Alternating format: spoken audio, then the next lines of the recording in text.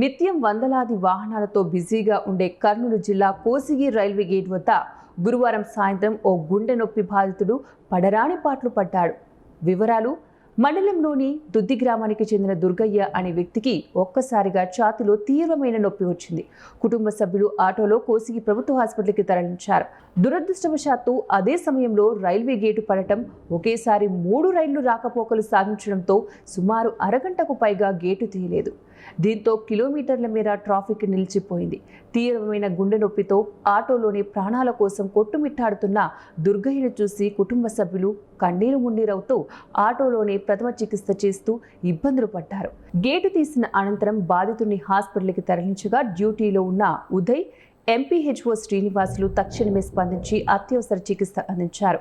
కోసిగి మీదుగా ప్రతిరోజు 120కి పైగా రైళ్లు నడుస్తూ ఉండటంతో ప్రతి అరగంటకొకసారి రైల్వే గేటు పడుతోంది.